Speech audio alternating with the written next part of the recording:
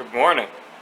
Today we're going to unbox this, which is going to be the predecessor for my current TV, as you can see in the background, a Sony X800E. This is the X900F, and I decided that it was time for a little upgrade, I guess. This is 49-inch version. We're going to unbox this in late 2018. So hopefully you can see okay, and we should get to it.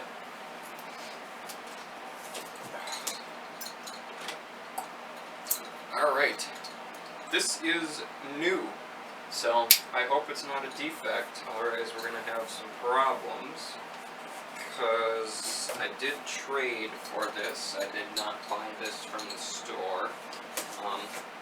So this is my first time opening it.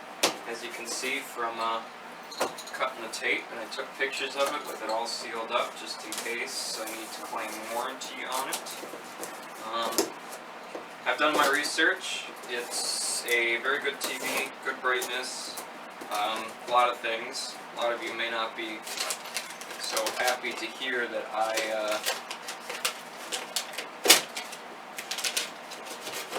traded an OLED TV for this, and there are a couple reasons for that, but that will be a different video.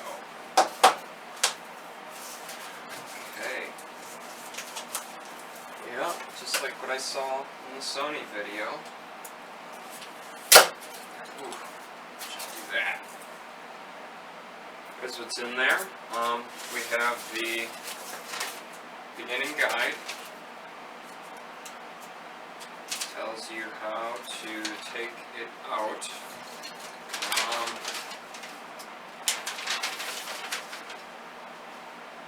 Number one, yeah, you want to pull all this stuff out. Okay, simple enough.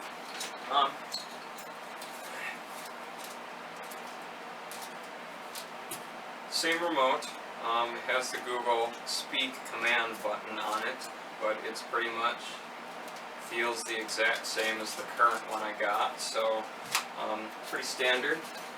So then we come over to the sides, and I hope you guys can see this, but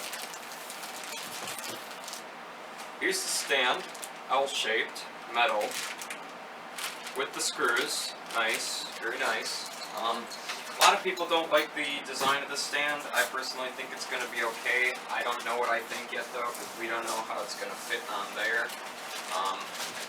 So we'll see once we get to that point. And here's the other one. And on the stand it has the little cable management clip, which is really nice. Pretty standard. Yeah.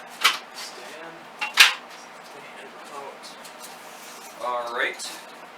Nothing else on the top. I think next.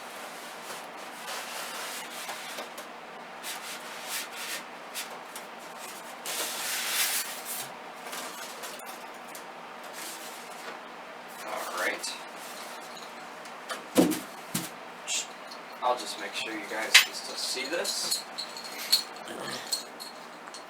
Yep. Alright. So we got top styrofoam and TV. Wow, okay. This is going to be a challenge.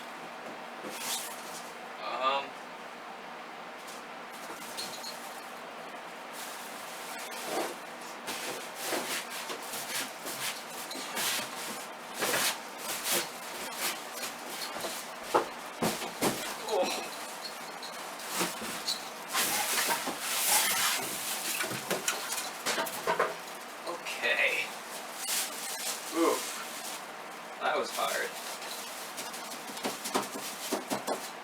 Interesting. Doesn't look like there's anything else in there. Oh, impressive. Okay.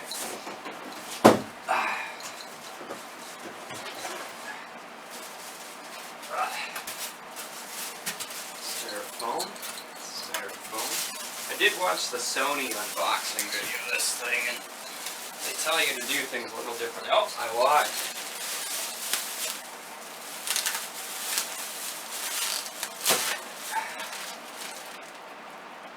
The IR blaster and the user manuals. That might be a little useful. So, Actually, this isn't how you're supposed to do this. You're supposed to...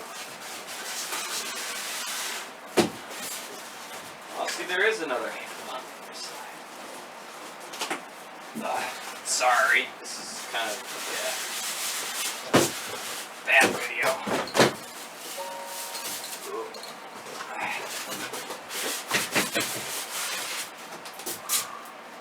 There we go. Okay. Try and do this Sony way.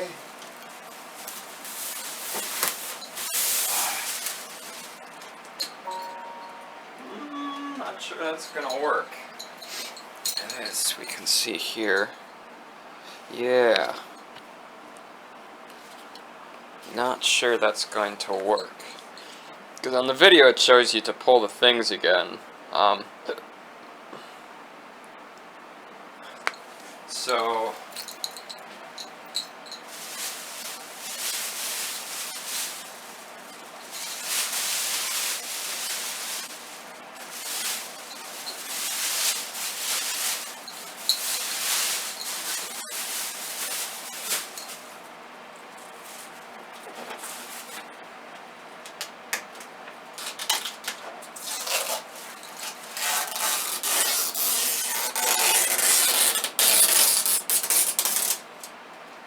satisfying.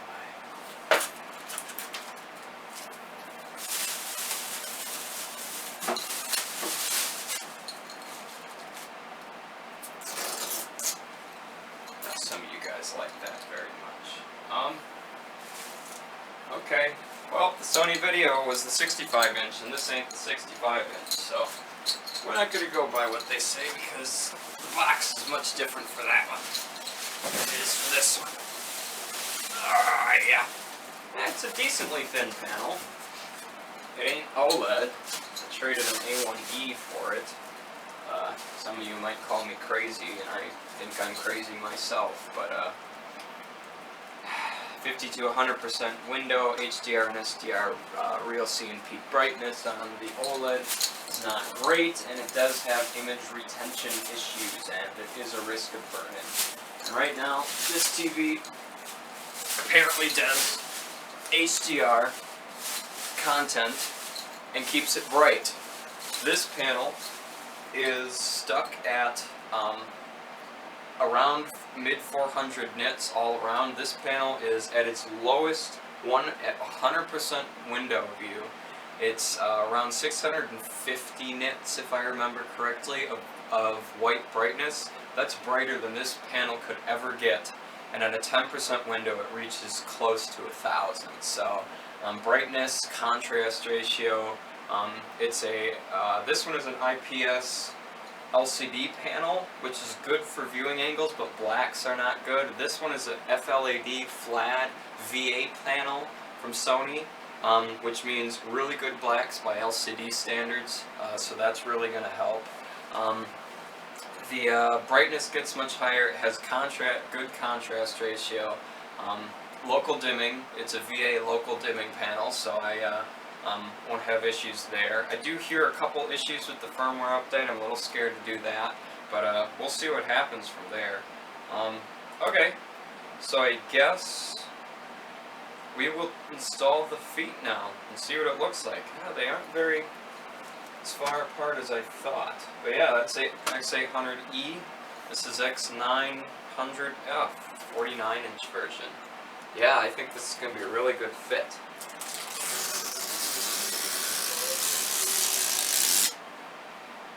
Oh yeah. You guys like that. And let's see if I can get this one off. Oh, it's not working so well. Damn it.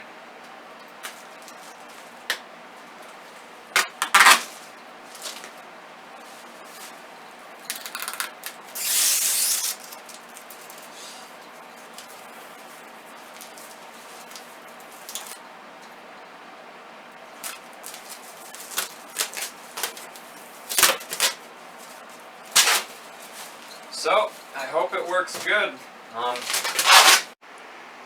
Okay, well, we're back. Yeah.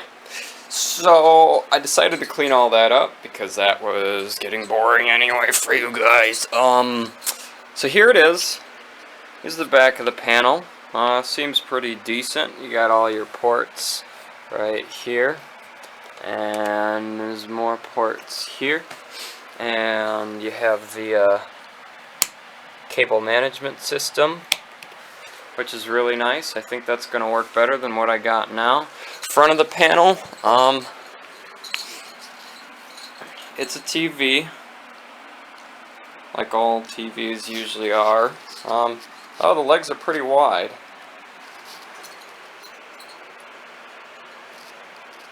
I'm not sure that's going to work very well. We'll see. If it doesn't, what we'll do is we'll take the legs and take them off and put the system that the OLED was on before. So, instruction manual and IR blaster. Not exactly sure what that does or how it works yet, but we'll figure it out. And batteries for the remote. So, yeah. I think next we will figure out a way to get this thing mounted up here, and then I will give you an update. It is so far so good. Alright, we're back. I got the TV set up, and it's all set up like it's going to be now on my pedestal, and it seems to work. And I've run some content through it. I've played a little bit of games, and obviously this isn't an in-depth review because I haven't, this is one day of ownership, but so the design, unique, I would describe it as. The feet I was able to accommodate. I did buy this board earlier to accommodate the A1E. So I made it work on this, and it seems to actually work pretty well considering. So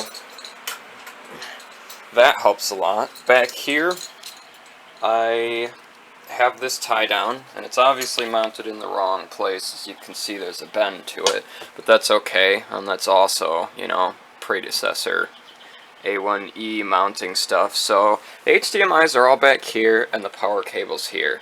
And as you guys know my setup, I appreciate this. HDMIs 2 and 3 on the 800E are over there, and it makes it very awkward and hard to put an HDMI cable in and hide it.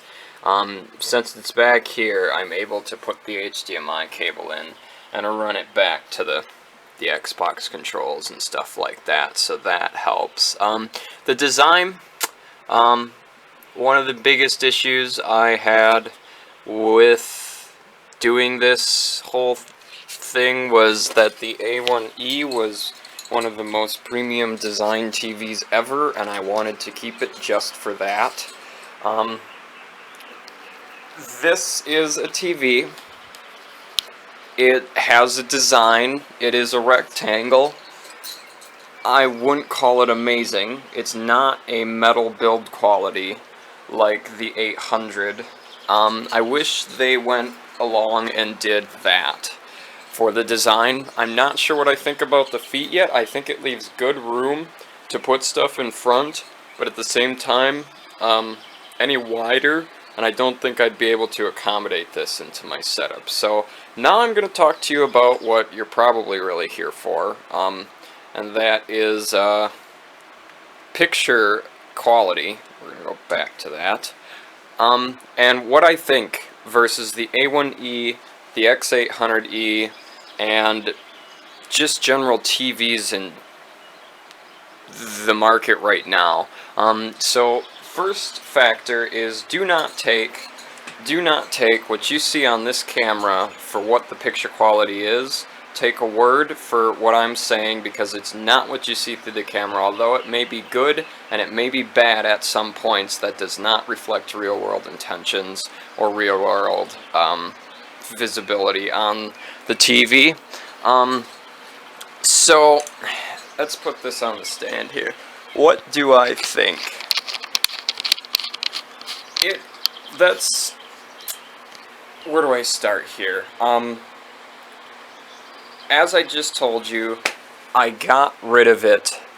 I got rid of an A1E for this TV, and half of you are not gonna like that idea, but I want to love OLED, and I was convinced it was the most amazing on the market when it came out 2 years ago, and I really wanted one.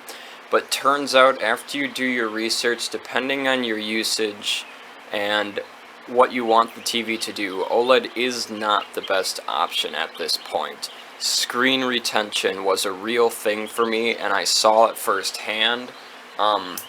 It wasn't amazing. Some of the bright highlights on the Xbox home screen and bright highlights in videos did have screen retention. And I didn't like that part because there's always that fear of burn-in, which is also the other factor that I would be concerned about. Now, my content is very varied. I use Xbox One X, so I'm on YouTube. I watch movies. I do like Planet Earth 2, The Planet 2, and then, you know, various Disney movies that come out.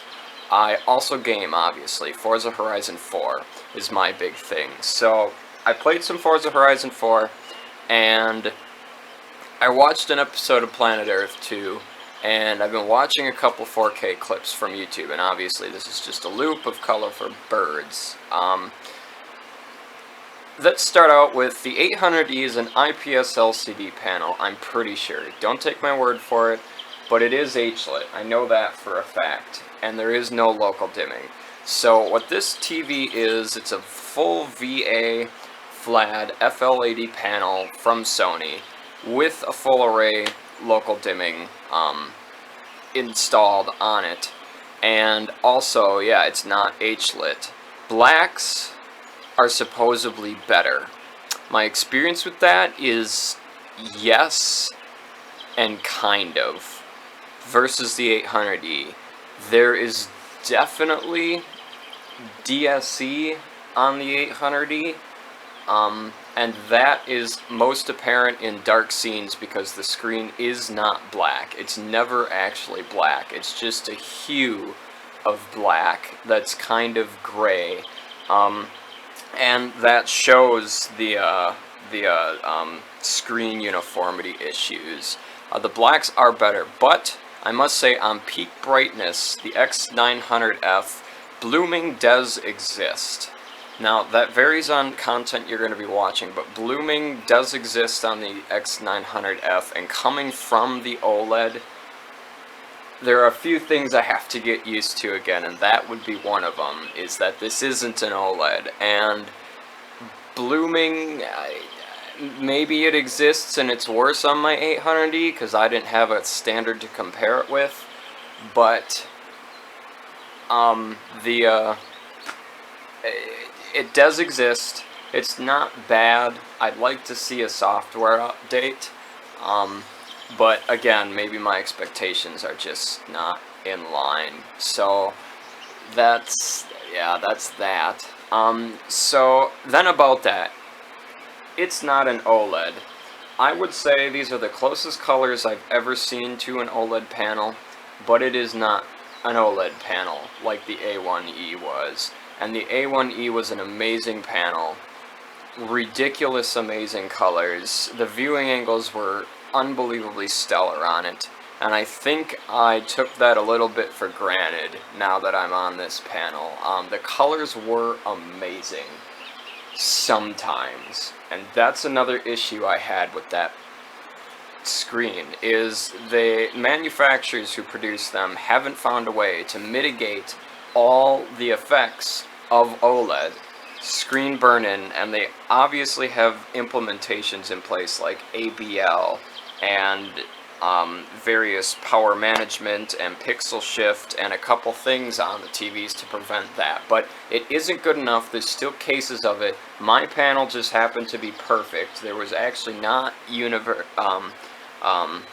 uniformity issues on that panel. I really liked it, but my biggest factor, why would I downgrade, in quotation marks, to some of your guys' standards? One, ABL and peak brightness. That's the #1 issue I had with that TV. From a 50% to 100% window, the brightness tanks. And whenever you get to 80 to 100%, maybe I'm just nitpicking, but it was so dim that the whites, or the bright colors, or the bright whites that were supposed to be there, they were dim. And even in a dark situation, I could notice it drastically changing at a certain point. And people say, oh, most of your content you watch isn't in that kind of a window, but I beg to differ. I played Forza Horizon 4, and right now we're in the winter season, so that is all white. Planet Earth 2, about every other scene, I could see the ABL kicking in, and it was really annoying. And the HDR colors on it popped amazingly. They were absolutely amazing, except when ABL kicked in. And when the sun was coming up over the horizon on some scenes, like with the chin strap penguins and I can't remember the other one. I think in the jungle episode there's a couple of them. The whole screen just dimmed, and it was very noticeable. On top of that, I was like, maybe I can get used to this, but on top of that, I saw retention issues firsthand. The YouTube icon on my Xbox home screen would stay there for at least 5 to 10 seconds before it went away when I was switching between content. That worries me. I don't know why. But I feel like the technology isn't progressed enough in order to move on from there. Another reason is, yeah, so burn-in, you don't have to worry about burn-in. ABL, that really drove me crazy. But the OLED, I don't know if anybody else has this problem. And it was a 55-inch panel. And maybe it's because pixel dispersion over a larger surface area, or density, or natural characteristics of an organic light-emitting diode, but the PPI did not seem... I kind of wondered if it was 4K. I knew it was, and I 100% took responsibility for that, but I kind of second-guessed it at times, because maybe I'm just not used to a bigger panel, but my 800E, which is what I had at the time, looked sharper, I would say. And I hate to say that because there's nothing wrong with OLEDs today, and it's still a solid decision to go with one. It just depends on what kind of use you're going to get out of it, and if you care about those kind of features. So I really wanted good HDR content. I wanted colors to pop more, and I wanted it to maintain its overall brightness better on highlight scenes, because half of what I do is highlight scenes. I don't need the brightness fluctuation to be going all the time, and I don't know the long life longevity of that kind of a display. So this panel versus the 800E, as I said before, it's a VA panel. Viewing angles aren't amazing, although they aren't terrible. They aren't amazing. The brightness of the panel is very good. The blacks are decent. The X1 Extreme processor seems to be giving me a good boost from the 800E. Scenes just look like they have more depth to them. And that's, I think, due to the image processing. I haven't really analyzed any upscaling yet, because I only have an Xbox One X, and this is a 4K video, and gaming is 4K, and I watched a 4K Blu-ray, although half the scenes in it is 1080, probably upscale, but that's, I can't give motion processing, but I must say, 800E, 900F, and the OLED did not feel like a 120 Hz panel. I felt like something was missing, even with all the Sony processing that was behind that, and it had the same X1 Extreme chip in it. Whenever I played Forza, or whenever I did like fast-paced motion, it felt hardly different than my 800E, and that's not bad at all, but I kind of expected more from such a premium display, And when this panel, I can tell is 120 hertz, and I can tell because the motion is just so much smoother and better, and moving through menus in the Xbox and playing Forza, it's all better. It's all just better, and I think it's because it doesn't have to self-emit those 8 million pixels itself, and it's just kind of a backwards backlight liquid crystal display, or light emitting diode display running through layers. I'm not really sure what attributes to that, but motion, I can tell that this is an upgrade versus the OLED. Now, the OLED, the viewing angles and the colors, I can't get over that. I cannot get over that. They are stellar. Stellar. This panel is quite stellar in its performance as well. I did notice a difference, and I could tell that it was a different type of panel, but the colors do not disappoint. And again, do not take what's on screen. Also, a disclaimer, I do not calibrate my displays. I do not follow other people's settings. I don't go for the perfect realistic look. I calibrate the display and turn on all the features that I care about and want to see the way I want to see it. I'm not too concerned with 100% realism, because maybe I would like a little bit more color in my life, or the motion that the TV can output with the X motion clarity and the I forget the other feature in there, but those two, the two features that they have built in, I like that. I like that motion a lot, and it makes everything in, at least Forza for me, maybe there's a downgrade in picture quality and it increases the input lag, but to me that doesn't matter. That doesn't really matter at all, because the picture quality is amazing to begin with, and I see no issue, and I would rather take out a little bit to have everything look a little smoother than choppy jitteriness.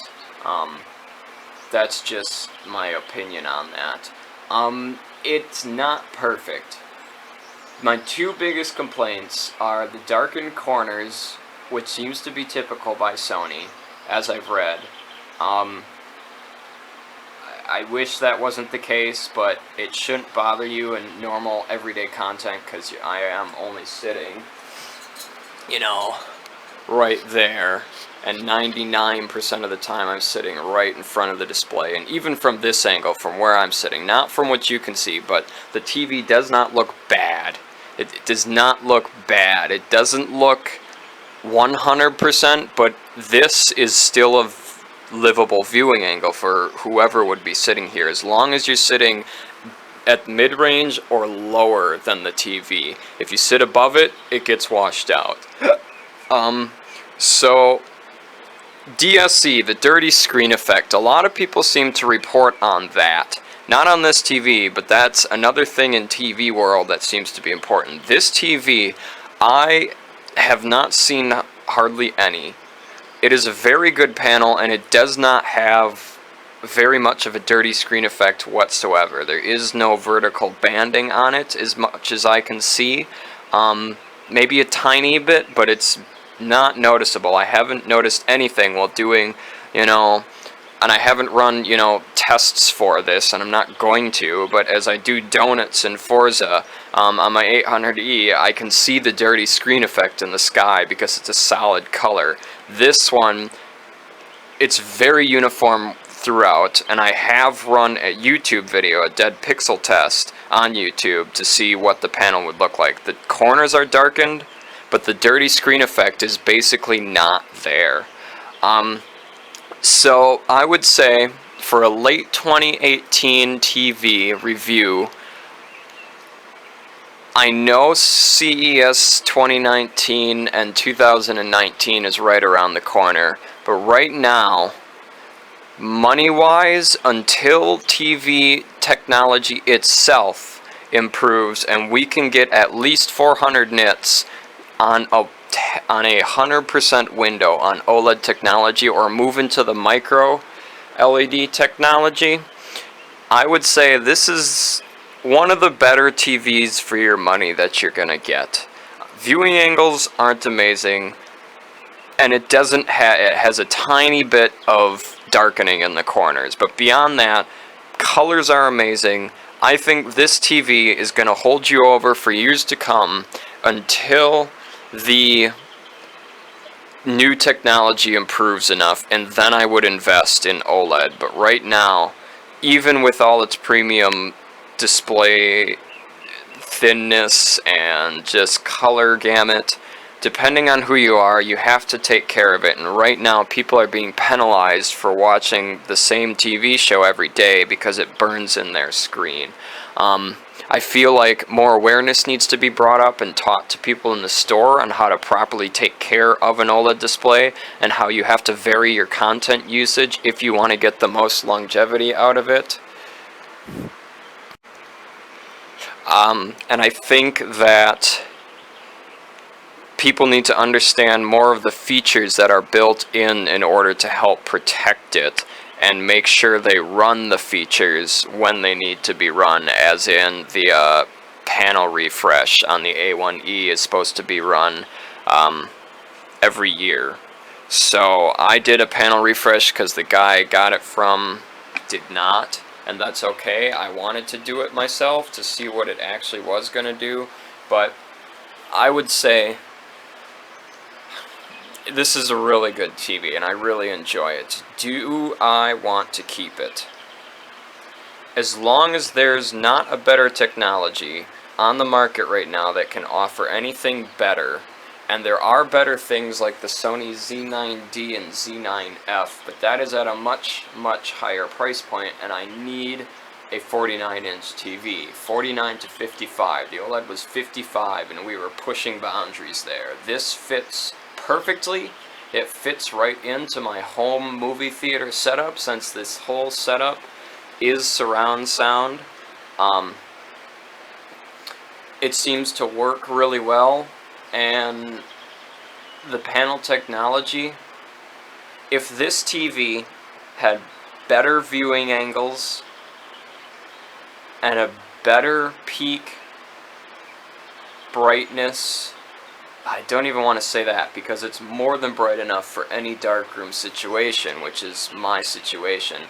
Better viewing angles, a tiny bit better contrast ratio, a little bit more coverage on the color gamut scale to compete with OLED, and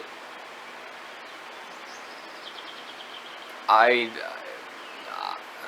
don't know. I would pay double or triple the price going to the store for it. If this was an OLED panel and we negated all the issues of OLED, we got the viewing angles and the pixel density was great, and there was no screen uniformity issues, this TV would probably be $3,000 or $4,000. But that's literally all I think it needs to be perfect. It's great as it is. Again, do not take the screen for what is the real viewing angle, because that is not true. And again, I do not calibrate the display. I think, and I watch Vincent from HDTV, and I love his reviews, and I love watching his channel, and I think he's a great guy, and he's helped me make these decisions. But I think it's a complete waste of money paying $250 or $300 for a calibrator, no matter what they say, because what you think the picture looks like decently is what you're going to set it up to. And I got this. I frankly like some of the technology that's in this TV to be enabled.